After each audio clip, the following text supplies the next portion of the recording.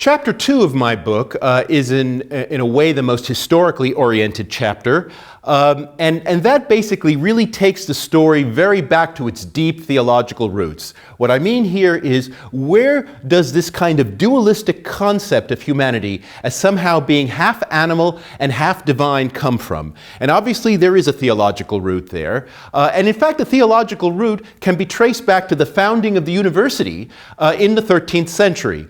And the two main Catholic orders that founded the universities were the Dominicans and the Franciscans. And their power bases, you might say, respectively, if we're talking about the second half of the 13th century, were the Dominicans in Paris and the Franciscans at Oxford. And there you get the split pretty clearly indicated, where on the one hand the Dominicans in a way see human beings as the most sophisticated of animals, who can have a kind of understanding of God, but one that is only analogical. That is to say, something like the Bible does not actually represent the literal word of God, but rather represents some kind of masked message, which in a sense we can only understand partially. On the other hand, the Franciscans were the ones who were very much into the idea that we are fallen gods, that we are distinguished from the animals, and that the quest of humanity is to recover our oneness with God. And from that standpoint, the Bible is actually saying something literal to us, which in a way would give us instructions as to how to recover our divine entitlement. Now, these two different ideas coexist throughout the history of the modern era, and in fact, in the first instance, you find that the Dominicans are the inquisitors and the Franciscans tend to be the heretics. And so we do continue this stream in the modern era, and what it leads to is some very interesting notions about humanity, especially as the Franciscan notion gets secularized and becomes associated with a kind of Enlightenment viewpoint where humanity, in a sense, recovers its divine privilege by creating a heaven on earth. And the idea of social and scientific progress is very much married up to that idea.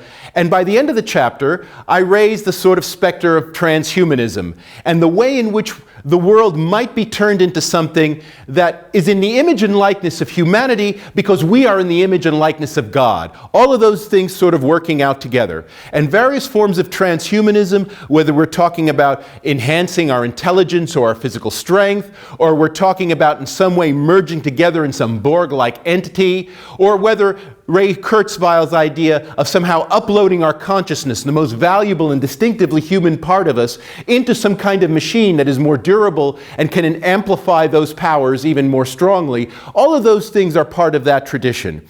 But on the other hand, the Dominican way does lead us down a path where human beings are considered increasingly in purely naturalistic terms. Much of modern biology comes from that, natural history, the idea of ecological sustainability, that goodness in the world comes from our being able to live with other creatures, because all of us, in a sense, are equally subordinate to God as configurations of matter and motion, to be sure, with intelligent design, but intelligent design that will always be in some way obscure to us.